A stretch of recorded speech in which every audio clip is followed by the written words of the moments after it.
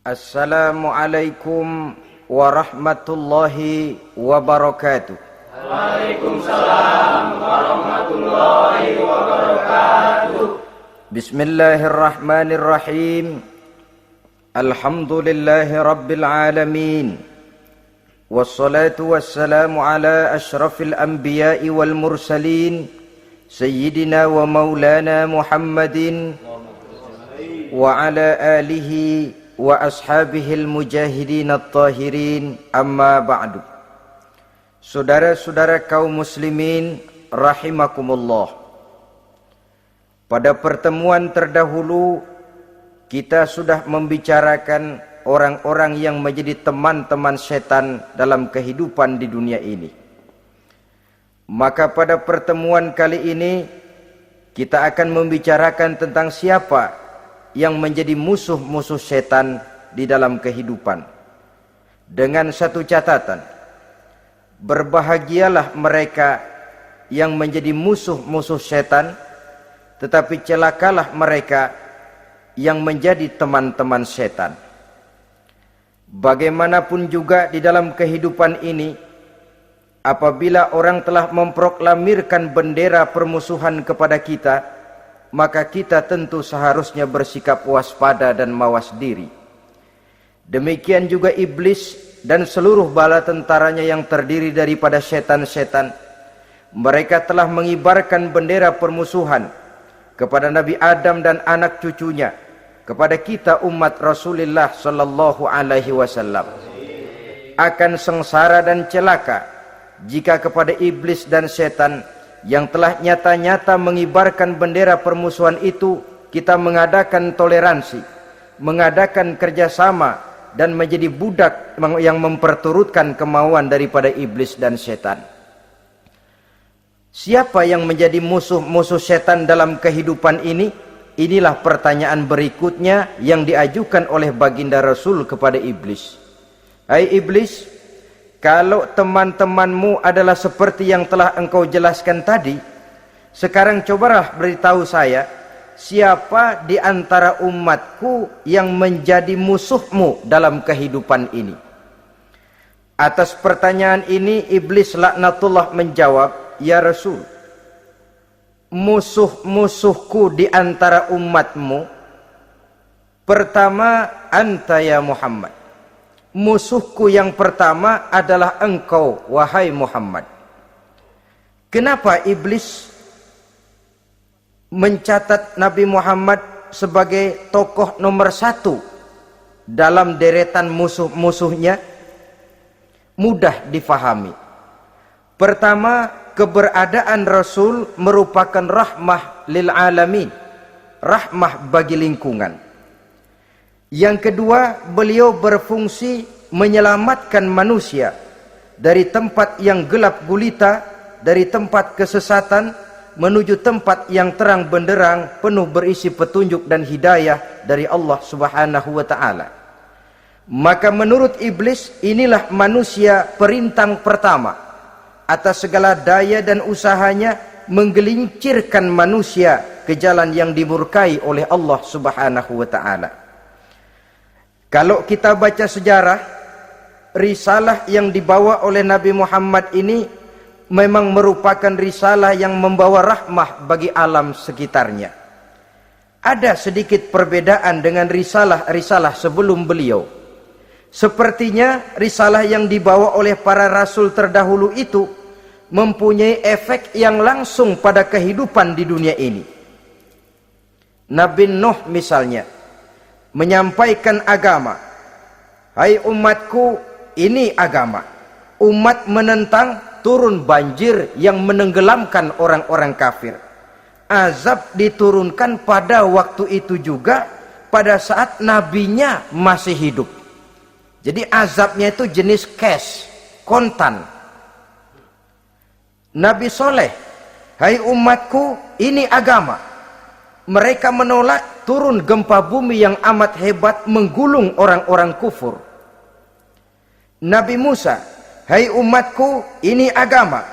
Mereka menolak, sebagian ditenggelamkan di Lautan Merah, sementara sebagian lain dikutuk menjadi monyet-monyet yang hina seperti diceritakan dalam Al-Qur'anul Karim. Lain dengan Rasulullah sallallahu alaihi wasallam. Bagaimanapun kurang ajarnya umat yang dihadapi oleh beliau, bagaimanapun menentangnya jamaah yang dihadapi oleh beliau, azab tidak turun sepanjang beliau masih hidup. Ini merupakan jaminan dari Allah, wa ma kana Allahu liyu'azzibahum wa anta fihim.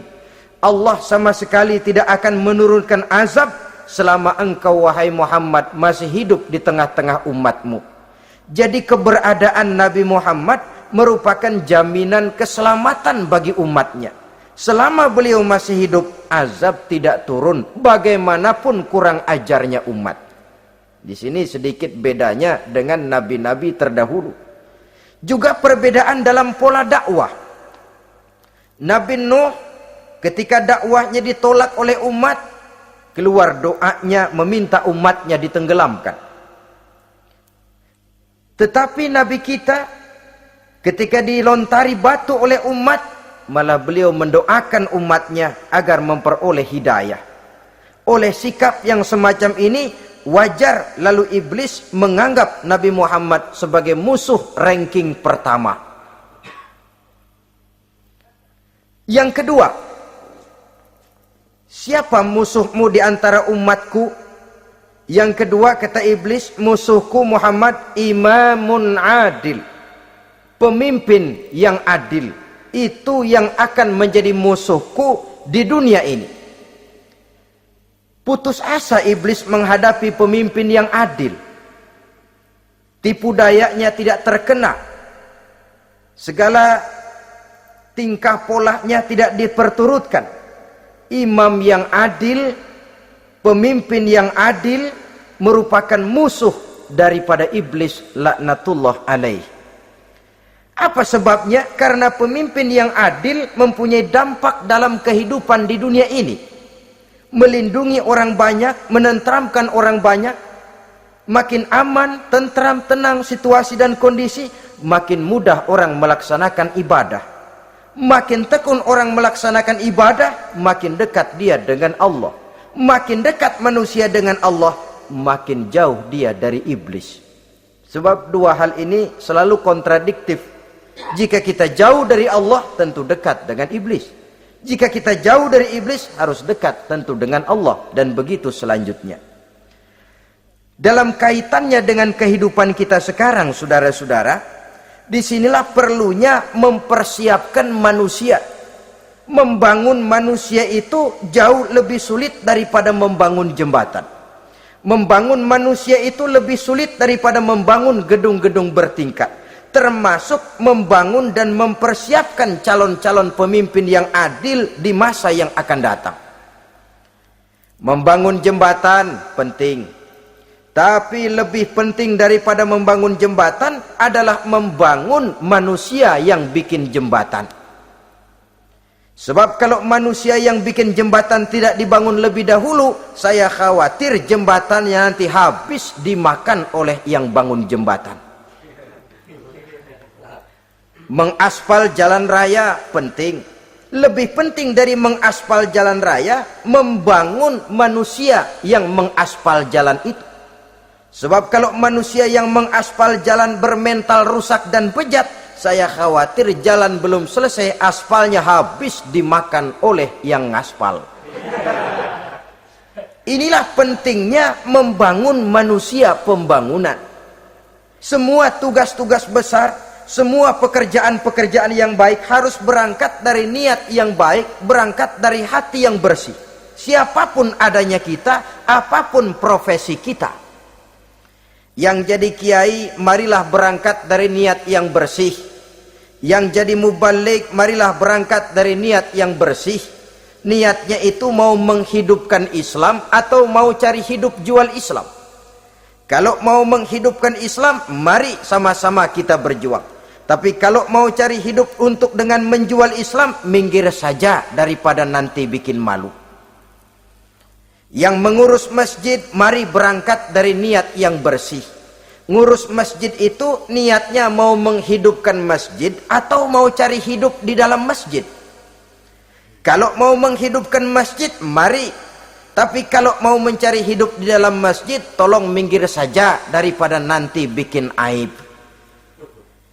Yang jadi orang alim, mari berangkat dari niat yang bersih. Jangan memperjualbelikan fatwa, yang halal dikatakan haram, yang haram jadi samar-samar, nanti membingungkan umat. Berangkat dari niat yang bersih, membangun manusia, pembangunan. Ini barangkali istilah yang lebih kena.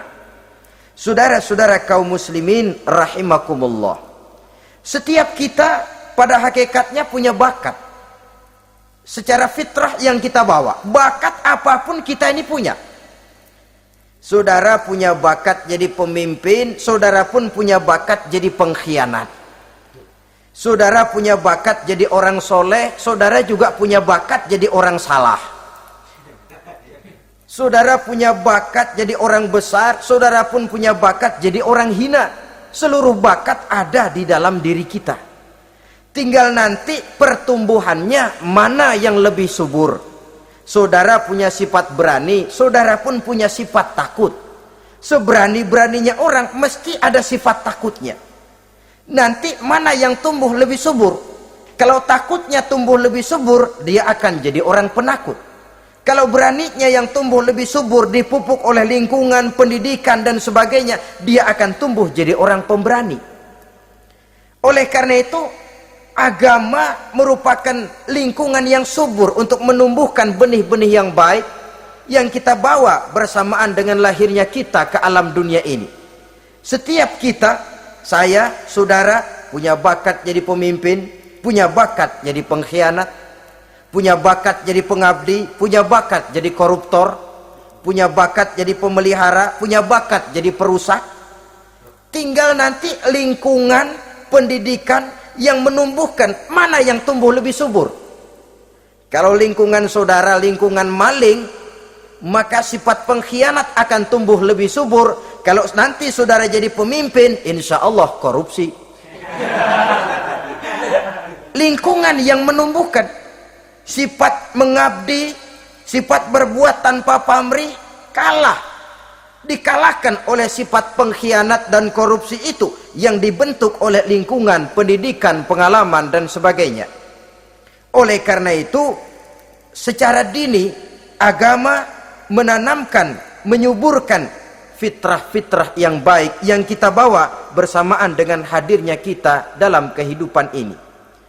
Sebab itu seorang penyair bernama Syauqi mengatakan dalam sebaik syairnya, waladatka ummuka ya ibna adam bakian wan nasu haulaka yadhakuna surura.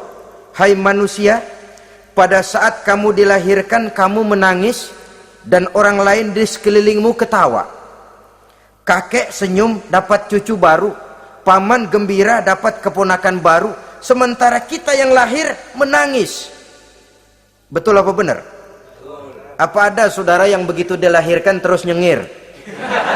Saya kira kabur dukunnya itu. Setiap kamu hai manusia lahir dalam keadaan menangis, orang sekelilingmu tertawa. Karena itu katakan kepada mereka yang senyum di sekelilingmu, hai manusia, pada saat saya dilahirkan saya menangis dan kamu semua tertawa.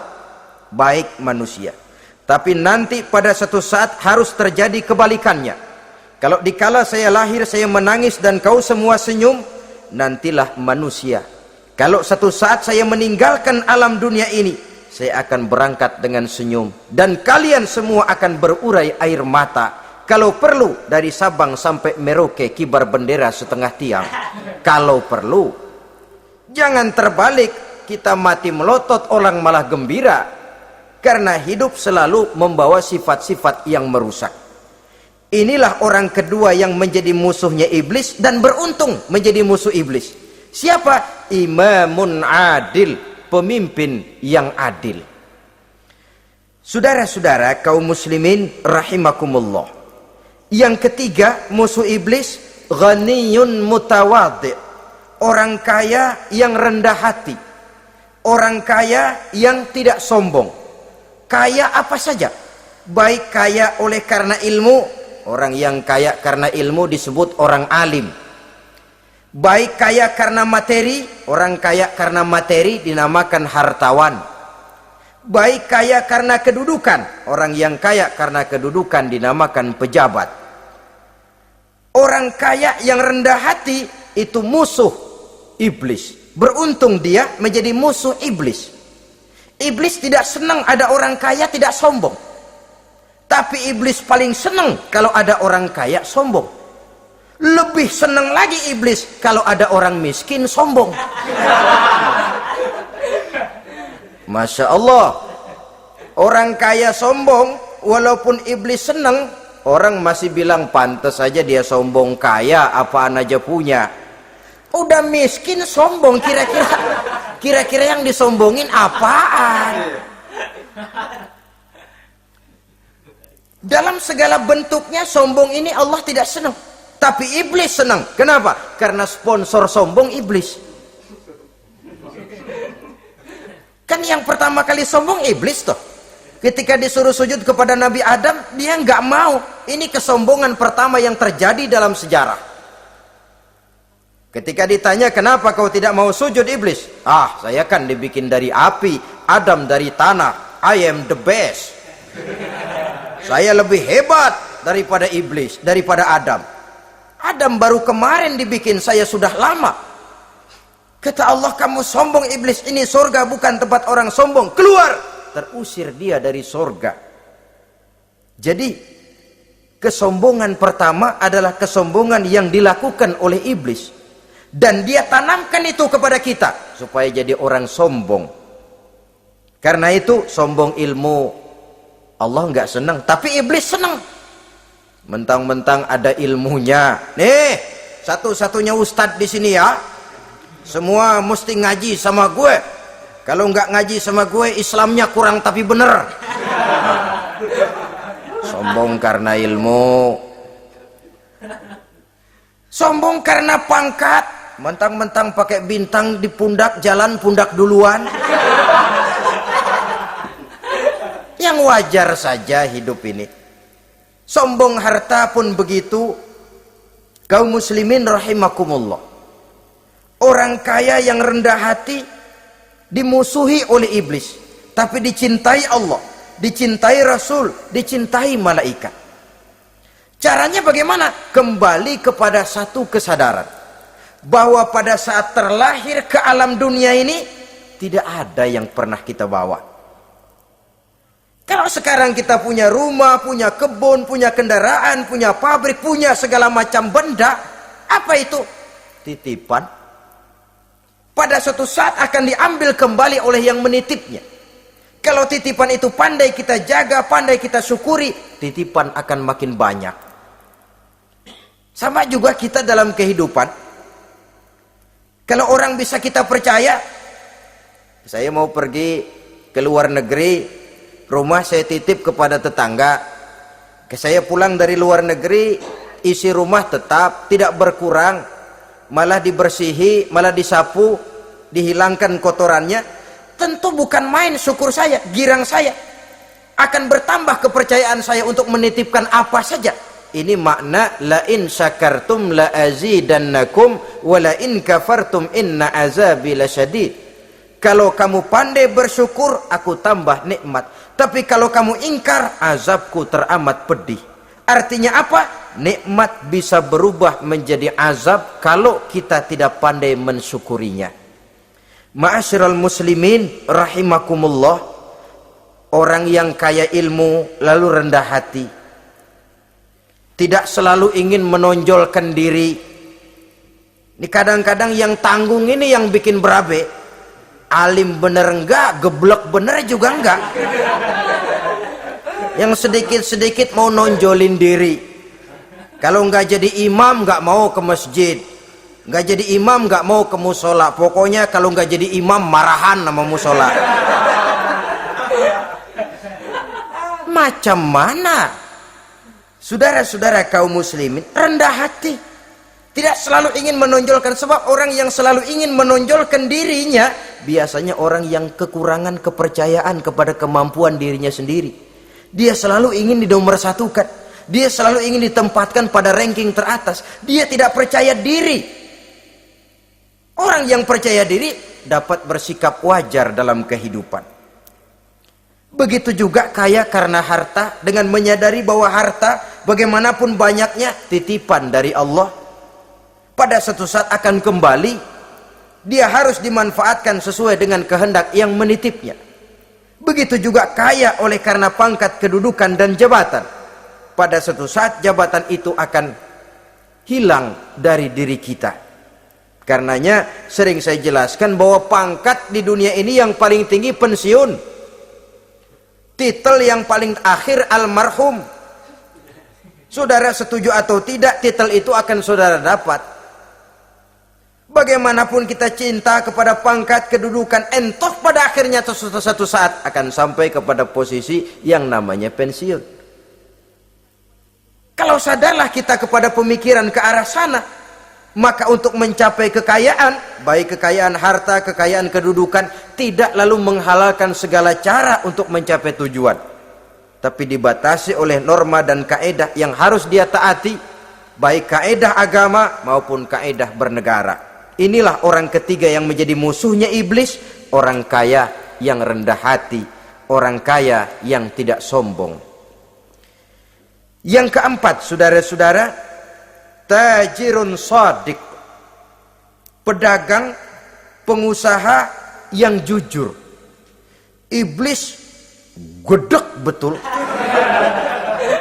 benci bukan main sama pengusaha, sama pedagang yang jujur, yang tidak ngurangi timbangan, tidak nipu pembeli, tidak barang yang jelek dibilang bagus, atau yang bagus di atas yang jelek di bawah, atau dicampur yang baik dengan yang jelek supaya kelihatan semuanya jadi baik. Semua orang ingin untung, tidak ada kecuali siapapun orangnya, dan itu wajar. Setiap manusia ingin mendapat keuntungan, kalau perlu dengan modal minimal mencapai keuntungan maksimal, seperti yang diajarkan oleh teori ekonomi. Itu kan yang namanya produktif kan. Satu usaha dinamakan produktif, bagaimana kita mengeluarkan modal minimal bisa mencapai keuntungan maksimal. Silakan. Bahwa manusia ingin untung itu insting, naluri, fitrah. Tidak ada orang yang mau rugi. Tapi cara mencapai keuntungan itu yang membedakan antara seorang muslim dengan yang bukan muslim. Sudah pernah saya sampaikan, apabila kaum pengusaha, para pedagang sudah dijangkiti penyakit yang tidak jujur, yang akan timbul adalah kekacauan ekonomi. Kekacauan ekonomi bisa menimbulkan revolusi sosial, dan revolusi sosial merupakan kiamat satu generasi. Semua kericuhan hampir bermuara dari perut, dan itu ekonomi. Orang nodong perut, orang korupsi perut. Ya walaupun korupsi kalau sudah kelas kakap tidak lagi sekedar urusan perut. Ya perut apa yang diurusin kalau korupsinya miliaran itu? Perut jin barangkali. Saudara-saudara kaum muslimin rahimakumullah. Oleh karena itu, pedagang yang jujur, pengusaha yang jujur, ini merupakan musuh iblis. Iblis tidak senang kalau ada pengusaha yang jujur. Iblis tidak senang kalau ada pedagang yang jujur. Tapi iblis akan tepuk tangan kalau pedagang sudah selingkuh, kalau pengusaha sudah nipu. Ada orang bilang, sekarang mah kalau jujur-jujur bener nggak makan apa-apa dong kita. Sebab katanya jangan lagi nyari yang halal, sekarang ini yang haram aja seret. Rupanya sering masang undian nggak pernah kena. Lalu bilang jangan yang halal, yang haram aja nggak kena-kena katanya. Sebenarnya bukan itu masalahnya, saudara-saudara. Bukan itu masalahnya. Masalahnya ialah bahwa kejujuran membawa keberkahan. Ini kalau kita berpikir dengan kacamata agama. Keberkahan merupakan sumber ketenangan.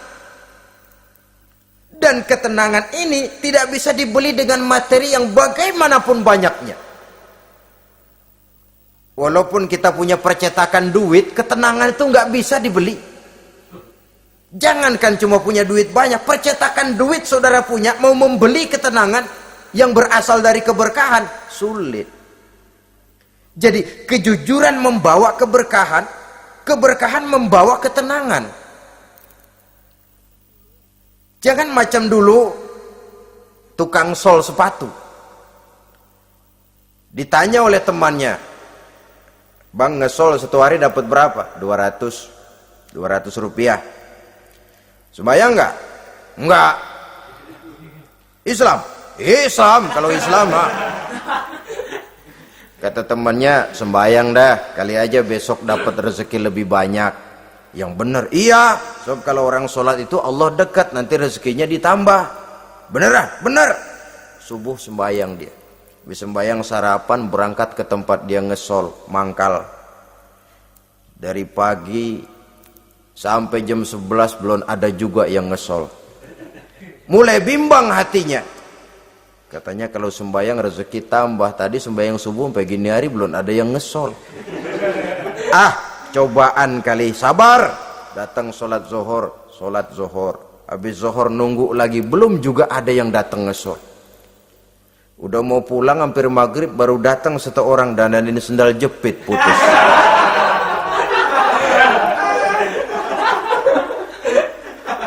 Sudah bayar 25 rupiah, pulang dia si tukang sol ini, ketemu sama temennya yang nyuruh sholat tadi. Ditanya, "Bagaimana penghasilan ini hari?" Apa dijawab? "Gua kapok deh sembahyang."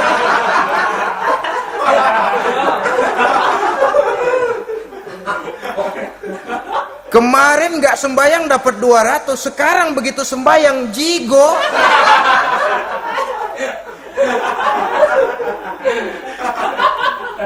Dia tidak sadar bahwa dengan dari kacamata agama, 25 rupiah yang membawa berkah jauh lebih baik ketimbang 200 uang panas. Dari kacamata agama, 25 rupiah yang membawa berkah lebih baik daripada 200 rupiah tapi panas. Sebab panas menjauhkan kita dari ketenangan. Itulah sebabnya maka pedagang yang jujur, pengusaha yang jujur menjadi musuh setan dan beruntung. Sekarang jadi pengusaha jujur-jujur nggak dapat proyek, Pak, kalau nggak bisa semir semur. Padahal agama sudah menjelaskan ar-rashi wal murtashi finnar. Orang yang nyogok dan orang yang disogok dua-duanya neraka.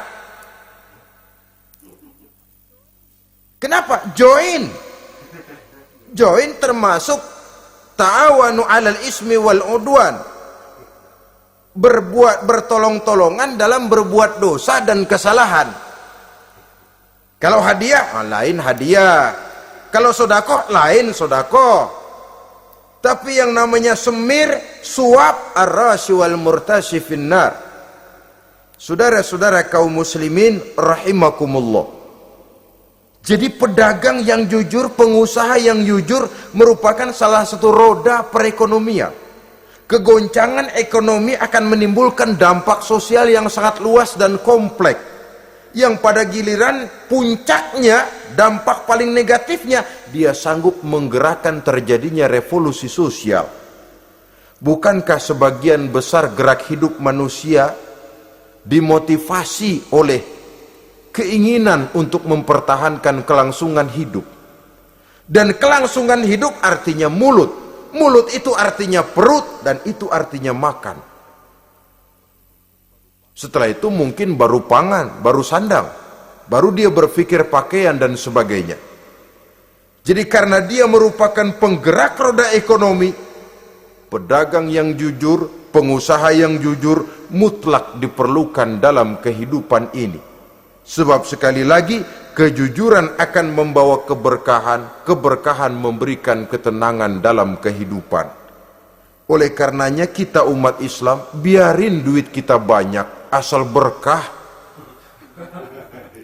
Itu tentu idealnya. Ketimbang dikit tidak berkah, lebih baik ia banyak, ia berkah. Dan keberkahan itu datang lewat kejujuran. Kejujuran ini sudah dicontohkan oleh Rasul pada saat beliau berniaga ke negeri Syam dikala berumur 9 tahun, bahkan dikala berumur 25 tahun seketika membawa dagangan Sayyidatuna Khadijah yang kelak jadi istri beliau. Saudara-saudara, kita maklum bahwa solat merupakan sarana yang paling efektif untuk mendekatkan manusia kepada Allah.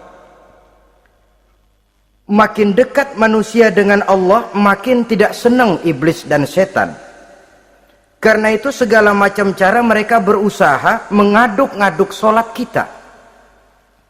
Dan sesungguhnya, jikalau kita mengerjakan solat, itu kan targetnya cuma 2. Pertama, agar solat kita itu sah. Yang kedua, agar solat kita itu qabul, yakni diterima oleh Allah. Kalau soal sah dan tidak, ukurannya gampang. Saya kalau ditanya orang, Pak, solat saya sah atau tidak? Saya bisa jawab. Saudara, solatnya syarat rukunnya cukup apa tidak? Cukup, sah. Itu kalau perkara sah. Tapi kalau sudah perkara qabul, Pak, solat saya diterima atau tidak oleh Allah? Ini saya tidak bisa jawab. Kenapa? Soal qabul mencakup masalah batin. Cuma ukuran logikanya, kalau syarat rukun cukup, insya Allah qabul. Saudara-saudara kaum muslimin rahimakumullah. Oleh karenanya, pada saat kita sholat, iblis, setan datang dari segala macam penjuru supaya kita kehilangan rasa khusyuk. Apalagi kalau kita jadi imam yang gerak kita, bacaan kita dilihat, didengar, disaksikan oleh orang banyak, digodanya gerakan kita, dibolak-baliknya hati kita, supaya di dalam sholat itu banyak yang kita ingat, hal-hal yang tidak ada hubungannya dengan sholat. Kadang-kadang belum sholat kita ribut nyari pulpen, nggak ketemu, begitu takbir ingat pulpen di atas lemari, mulai goncang lagi niat kita sholat. Kadang-kadang kalau hati tidak bisa dipermainkan, iblis berbisik lagi, gerakan kita dalam sholat tidak mencerminkan kekhusyuan. Kalau gerak juga ternyata masih bisa khusyuk, bacaan kita dibuatnya kita seperti dikejar-kejar waktu. Sholat Isya misalnya, dengan cara kilat khusus, super singkat. Saya katakan tadi, apalagi kalau kita jadi imam, iblis mudah mendatangkan penyakit riya. Karena mengimami orang banyak, lalu supaya dikira alim, dibuatlah sholatnya itu mantep-mantep. Surahnya dicari yang panjang-panjang, paling pendek sabihis sama wadduha. Tapi kalau sudah sholat sendirian, cukup inna a'toinakal kautsar sama kul huwallahu ahad. Kayaknya khusyuk bukan main. Kalau imam, bahasanya dipaseh-pasehin kayak orang 16 tahun di Mekah. Usolli fardhol maghribi salah sarokaatin. Saudara-saudara kaum muslimin yang berbahagia, oleh karena solat merupakan sarana yang paling efektif untuk mendekatkan diri dengan Allah, maka orang yang khusyuk di dalam solatnya merupakan musuh utama daripada iblis. Sekarang bagaimana bisa khusyuk caranya? Kalau khusyuk 100%, rasa-rasanya sulit. Untuk sampai ke arah sana orang memerlukan tahapan. Kepada Imam Ali karramallahu wajhah, baginda Nabi pernah memberikan satu tes case. Ali, saya ya Rasul, kalau kau bisa sholat 2 rakaat saja dengan khusyuk, aku kasih hadiah sorban. Baik ya Rasul. Sembayang Imam Ali 2 rakaat, selesai sholat, assalamualaikum wassalamualaikum. Rasul bertanya, yang mana sorbannya Li? Tanpa nengok, Imam Ali menjawab, yang hijau ya Rasul. Setelah menjawab yang hijau, Rasul berkata, kamu tidak khusyuk Li. Kenapa? Soalnya tadi waktu sembahyang mikirin, nanti kalau ditawarin sorban pilih yang hijau aja ah. Sehingga begitu ditanya refleks menjawab, yang mana li? Yang hijau saja ya Rasul. Oleh karena itu menurut Al-Imam Nawawi, pada tingkatan yang paling sederhana sudah sampai ke tingkat khusyuk asal pada waktu takbiratul ihram ingat kepada Allah. Tapi jangan lupa itu tangga pertama. Jangan ada fatwa begini lalu aman. Yang penting kan takbirnya ingat Tuhan, belah sononya mau kemana kek. Bukan itu. Itu pada tingkatan pertama sudah sah dipandang khusyuk solatnya orang awam asal pada waktu takbiratul ihram dia ingat kepada Allah. Tetapi harus terus berusaha agar sepanjang solat dia ingat kepada Allah. Caranya bagaimana? Pertama, menanamkan diri bahwa pada saat kita sedang mengerjakan solat yang lain tidak ada kecuali Allah. Yang kedua, berusaha memahami apa yang kita baca. Sehingga pada saat kita sujud subhana rabbiyal a'la wa bihamdi, terbayang kemahasucian Allah, kemahatinggian Allah, sehingga hati tidak mengembara, mulut berucap, hati mengikuti apa yang diucapkan. Yang kadang-kadang membuat hati kita jalan-jalan, badan di masjid, badan takbir, badan ruku, tapi hati di pasar, hati di kantor, hati di pabrik, karena yang kita ucapkan tidak berakar di hati. Yang kita baca kita nggak tahu artinya, sangat boleh jadi hati lalu mengembara kemana-mana. Jadi untuk menopang kekhusyuan ini, cara yang paling efektif, pertama, tidak ada yang lain pada waktu kita sholat kecuali Allah. Yang kedua, berusaha memahami apa yang kita baca. Dikala kita sujud dikala kita duduk di antara dua sujud, Rabbighfirli, ya Allah ampuni dosa saya, warhamni, kasihani saya, dan selanjutnya. Mulut membaca, hati mengikuti. Dengan mengikuti, hati tidak terlalu mengembara, ada tempat dia kembali. Saudara-saudara kaum muslimin rahimakumullah. Itu yang kelima. Yang keenam, yang menjadi musuh iblis, mukminun nasih. Orang mukmin yang suka memberikan nasihat. Orang mukmin yang suka memberikan petunjuk. Termasuk juru-juru dakwah, para mubaligh itu merupakan musuh utama iblis. Kenapa? Tiap hari iblis kampanye. Tiap hari iblis mengajak dengan segala macam cara yang kalau perlu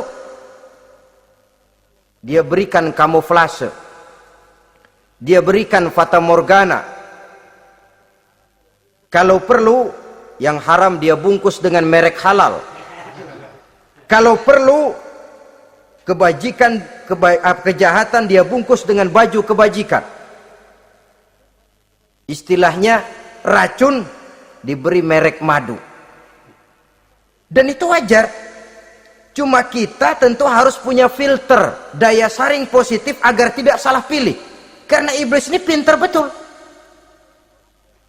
Kalau kita khusyuk dalam sholat, dia tanamkan kepada kita misalnya seperti tadi itu. Sholatmu memang hebat, khusyuk. Di kampung ini tidak ada orang yang sholatnya seperti kamu. Tertanam itu dalam hati kita, timbul ujub. Akhirnya, iya, gue lihat-lihat di kampung sini kagak ada yang sembayangi kayak gua. Nah, sudah masuk iblis. Jadi dia pandai mengikuti gerak hati dan irama denyut jantung manusia ini. Kemana kecenderungan manusia, ke situ dia masuk. Pendeknya iblis itu ibarat tukang joget, dia ngerti bener irama kendang. Saudara-saudara kaum muslimin rahimakumullah. Termasuk juru-juru dakwah, para mubaligh, orang yang suka memberikan nasihat ini. Mereka memberikan filter kepada umat, kepada jamaah, jangan sampai salah pilih. Dan iblis menyesatkan kita supaya kita salah pilih. Satu contoh ringan. Kalau di depan saudara ada dua buah gelas, yang segelas isinya jamu, yang segelas sirup. Kira-kira saudara minum yang mana? Jamu. Jamu apa sirup? Jamu. Sirup apa jamu? Jamu. Orang yang pikirannya panjang dia pasti minum jamu. Pahit memang, getir memang, tapi besok badan sehat, tenaga kuat, gairah kerja ada, kreativitas timbul, semangat menghadapi kehidupan tumbuh. Orang mukmin, orang yang berpandangan jauh ke depan. Pandangannya panjang. Panjang kemana? Tidak cuma ke dunia, sampai juga dia memandang ke alam barzah, ke akhirat. Sholat itu jamu, pahit. Ngaji, hadir di majelis taklim itu jamu, pahit. Sodakoh, jamu, pahit. Mengeluarkan uang untuk kepentingan orang lain, enak aja minta sumbangan, datang-datang yang nyari peres keringat banding tulang gue, lu datang-datang mau minta. Yang enak ngumpulin harta lalu bakhil bin pelit alias medit. Itu jamu. Saudara hadirin yang saya muliakan, sedekah jamu pahit, puasa jamu pahit, jihad jamu pahit. Tapi nanti begitu kita meninggalkan dunia, masuk ke alam barzah, apalagi pindah ke akhirat, baru terasa, aduh nikmatnya dulu kemarin itu minum jamu, sekarang badan sehat, tenaga kuat, kerja semangat. Nikmatnya dulu saya waktu di dunia sholat, rajin ngaji, suka sodako, suka menolong orang. Sekarang terasa manfaatnya.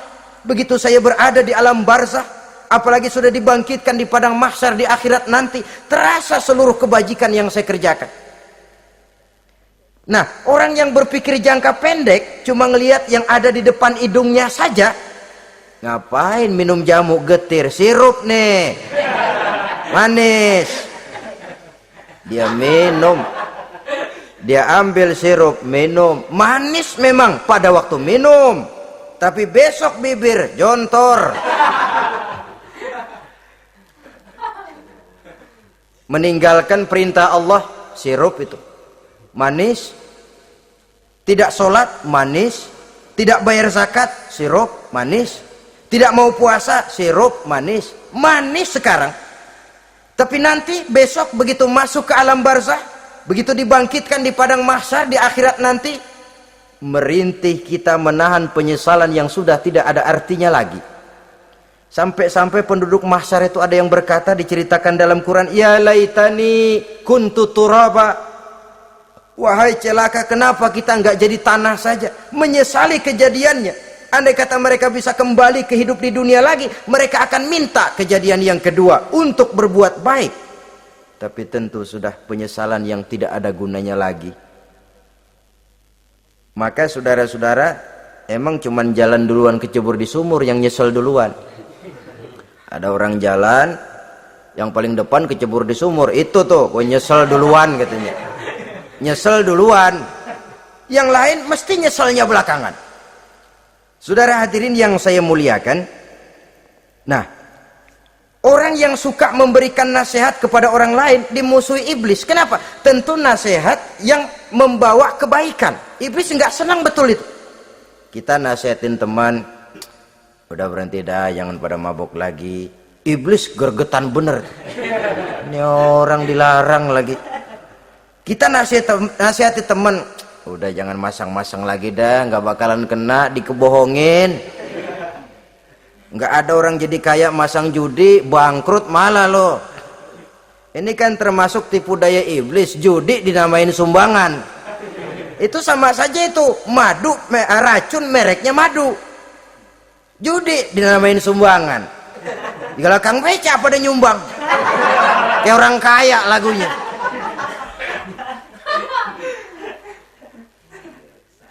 Saudara-saudara kaum muslimin rahimakumullah, adalah kewajiban kita memang untuk tawasau bil haq, saling nasihat menasihati. Setiap kita juru dakwah, setiap kita wajib menyampaikan apa yang sudah kita tahu kepada orang yang belum atau kurang tahu. Saudara yang bisa bismillah wajib mendakwahkan bismillah itu kepada orang yang belum tahu bismillah. Saudara bisa Fatihah harus menyampaikan itu kepada orang yang belum bisa Fatihah. Persetan dengan orang lain. Apalagi yang cuma kerjanya ngeritik saja, lu baru bisa Fatihah doang udah ngajar. Biar aja yang diajarin gak bisa Fatihah kok. Apa masalahnya pemerataan di bidang keilmuan? Sebab memang biasa penonton itu selalu lebih pandai menilai, kayaknya lebih pintar dari yang main. Sama saja orang nonton bola ngomel melulu, padahal dia sendiri belum tentu bisa main. Dengerin orang pidato pun begitu, monten bisa, wah kalau dia yang pidato 1 jam kayak semenit. Tapi kalau si Ano tuh kita udah pegel belum juga mau berhenti. Monten bisa, coba dia suruh pidato udah 1/4 jam masih ama ba'du. Apa mau dibilang ama ba'du?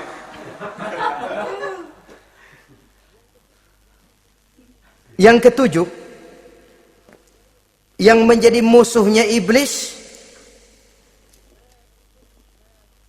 taibun sabitun ala taubatihi, orang yang bertaubat dan tetap di atas taubatnya. Secara jujur, tidak ada manusia yang tidak punya salah. Dan orang yang baik memang bukan orang yang tidak punya salah. Karena tidak ada orang yang tidak punya salah. Orang yang baik adalah orang yang apabila melakukan kesalahan dia segera sadar, dijadikannya itu sebagai pelajaran untuk tidak diulanginya lagi pada masa yang akan datang. Biasanya kita menghakimi orang pintar, kita nggak merasa bahwa kita juga punya kesalahan. Kalau kita ngelihat maling ayam kita teriak, padahal kita nyolong kambing. Lebih besar dari si maling ayam, merasa diri lebih benar dari yang lain, padahal kita lebih kotor dan lebih jelek.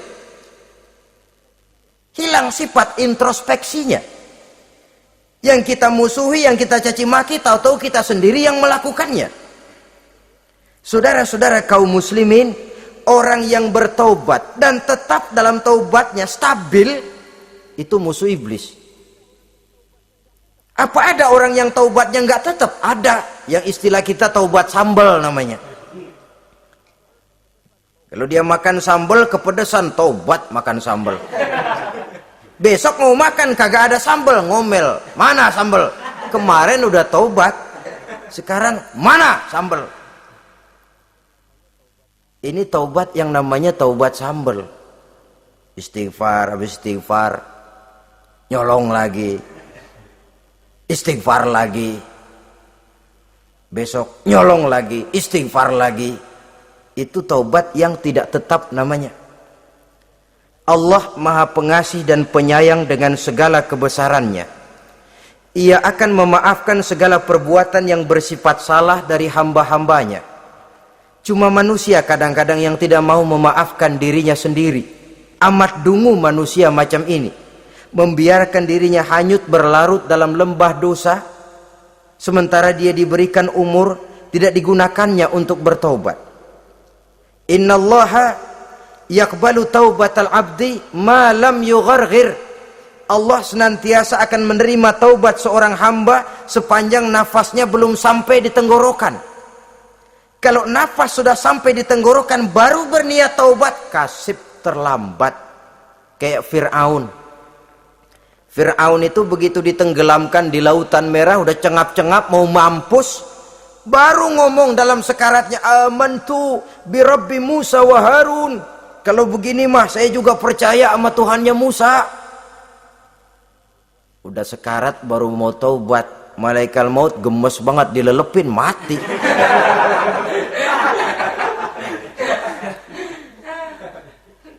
Nah, kepada adik-adik remaja, biasanya kalau sudah bicara taubat, pikiran kita, taubat mah urusan 70 tahun ke atas. Kita masih lama ini. Sebenarnya tidak. Masalah taubat adalah masalah salah dan dosa. Masalah salah dan dosa adalah masalah manusia. Sejak dia akil balik sampai ajal datang berenggut nyawa. Hidup ini tidak selalu berjalan mulus. Hidup ini tidak selalu berjalan di atas kertas putih. Kadang kita tersilap, kadang kita tersalah, kadang situasi dan kondisi menyebabkan kita berbuat lain dari yang seharusnya. Itu kehidupan, silih berganti. Oleh karenanya pesan Nabi, wa'at bi'is sayyi'atal hasanah, perbuatan salah ikuti dengan kebajikan, dosa iringi dengan taubat. Jangan nunggu, saya untuk taubat takut nanti bikin lagi. Nah, ini namanya punya harapan mau bikin lagi. nanti aja dah kalau tua-tuaan. Saudara, kalau dosa itu ditumpuk, itu sama saja kotoran yang menodai hati. Kalau kotoran nggak rajin kita bersihin, dia akan berkarat. Dan kalau sudah berkarat, sudah sulit untuk dibersihkan. Itu makna ungkapan Imamul Ghazali, hati manusia sebening kaca. Lapisan dosa yang dia kerjakan adalah debu yang menutupi jernihnya kaca. Orang yang bersih dari dosa, dekat dengan Allah, hatinya jernih seperti kaca. Dari hati yang jernih, radarnya kontak kepada Allah. Sinyalnya nyambung channelnya itu. Getarannya hebat. Wajar kalau lalu dia bisa tahu apa yang besok akan terjadi. Diberitahu oleh Allah. Yang namanya ilmu laduni itu. Ilmu yang ditransfer langsung oleh Allah. Karena kebersihan hatinya. Mana ada orang nggak belajar bisa pinter. Iya, kalau hatinya butek emang nggak ada.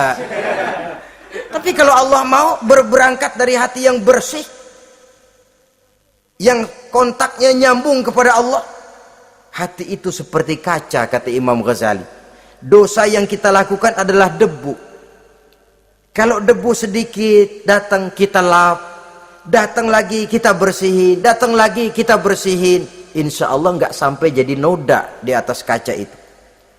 Tapi kalau nunggu debu itu sampai bertumpuk, besok aja ngelapnya dah, besok aja ngebersihinnya, bertumpuk dia, sulit membersihkannya. Walaupun kena, nodanya tentu tertinggal di atas kaca itu. Karena itu, dalam kehidupan remaja misalnya, pemuda misalnya, kita tidak bisa menolak mode,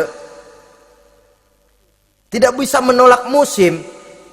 Modenya disco, modenya breakdance, modenya joget, modenya jaipongan, mode. Pada waktunya habis, ya habis.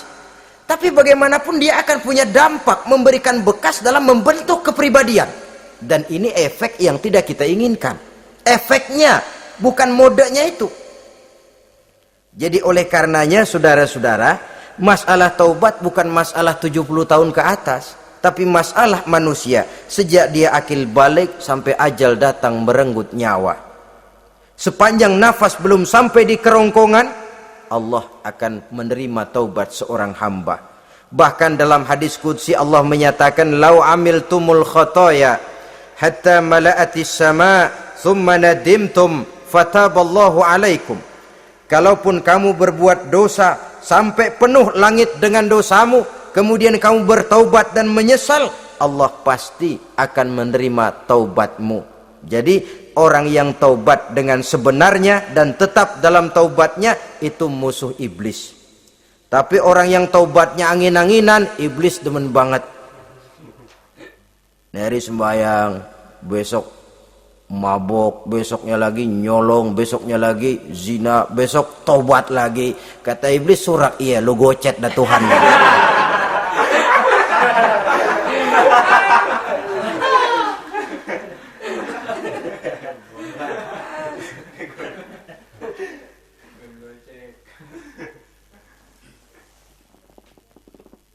Selanjutnya, yang ke-8, musuh iblis, musuh setan, mukminun yudawi mu'alat taharah.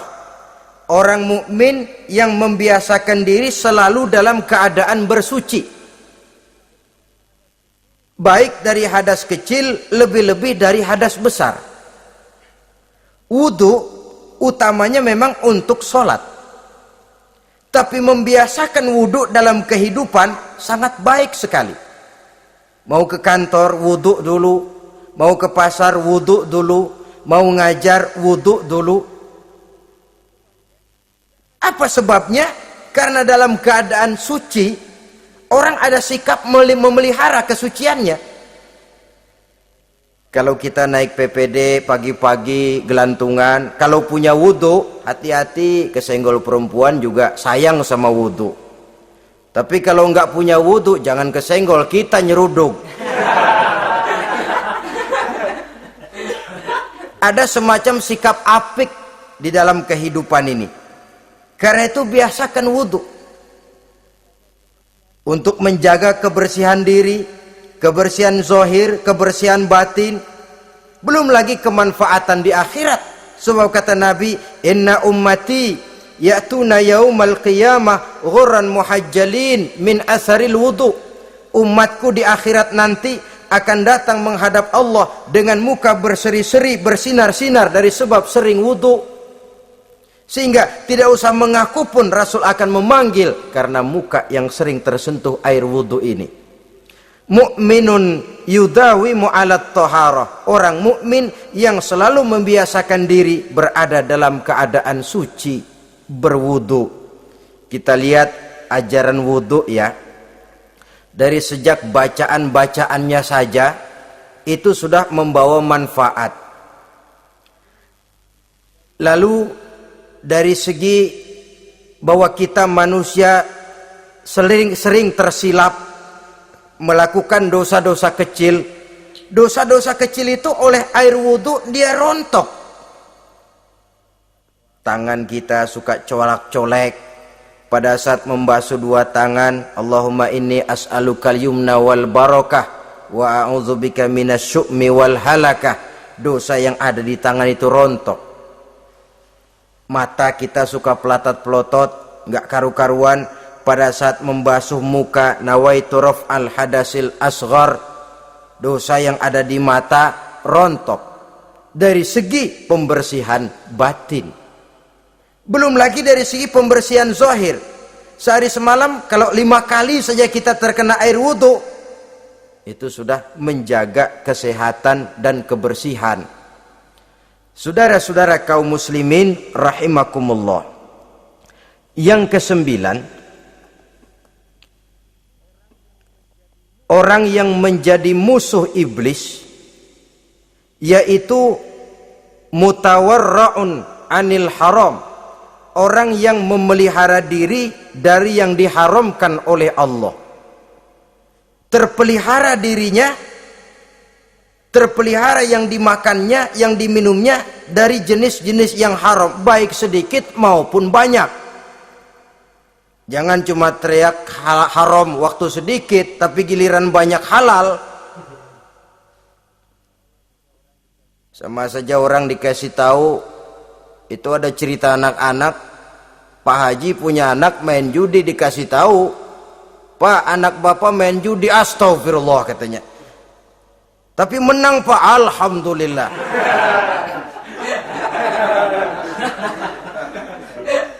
Ini kan sama saja, giliran sedikit dibilang haram karena dia nggak dapat jatah, begitu dapat banyak dan dia kecipratan jadi halal. Yang sedikit haram, banyaknya pun juga haram. Yang banyaknya haram, sedikitnya juga haram. Ada orang bilang minuman keras kalau nggak mabokkan nggak haram. Yang memabokkan banyaknya, sedikitnya tetap saja haram. Ma askaro kasiruhu faqaliluhu haramun. Apa yang banyak menyebabkan jadi mabuk, sedikitnya pun juga haram. Saudara-saudara kaum muslimin, yang ke-10 yang terakhir, musuh daripada iblis ialah mukminun rahimun, orang mukmin yang berhati pengasih. Orang mukmin yang suka menyambung silaturahmi. Orang mukmin yang tidak suka bertengkar. Orang mukmin yang tidak suka marah-marahan. Kalaupun terpaksa marah, tidak lebih daripada 3 hari. Jadi boleh saja marah kalau alasannya tepat, tapi nggak lebih dari 3 hari. Kalau perlu bikin perjanjian, kita marah ya 3 hari. Itu limit. Tidak halal kata Nabi bagi seorang muslim menjauhi saudaranya lebih dari 3 hari. Tidak halal itu artinya haram. Kita ini kadang-kadang kalau sudah marahan sama tetangga kah, sama teman kah, kadang-kadang suka berlaku perpanjangan waktu. Tidak cukup perpanjangan waktu, ditambah lagi perpanjangan generasi. Enggak cukup kita yang marah, orang lain kita sundut-sundut supaya ngikut marah lagi. Marah pakai ngundang. Kayak mafia lagunya, udah dia marah, orang lain lagi disuruh marah. Saudara hadirin yang saya muliakan, mukmin yang punya sifat belas kasih, berhati jernih, itu musuh utama dari iblis. Tapi mukmin yang suka marah-marahan, tukang hasut dan tukang bakar, itu teman-teman iblis. Oleh karena itu, mudah-mudahan kita semua menjadi musuh iblis. Dan jangan menjadi musuh iblis. Jangan menjadi teman iblis. Sebab iblis sudah kadang memproklamirkan permusuhan. Sekali dia musuh kita, selamanya dia akan tetap menjadi musuh kita. Berusahalah untuk menjadi musuh iblis, dan jangan sekali-kali toleransi. Jangan berusaha menjadi teman iblis. Inilah yang kita bicarakan pada pertemuan ini. Mudah-mudahan ada manfaatnya. Terima kasih atas segala perhatian. Mohon maaf atas segala kekurangan. Wassalamualaikum warahmatullahi wabarakatuh. Waalaikumsalam warahmatullahi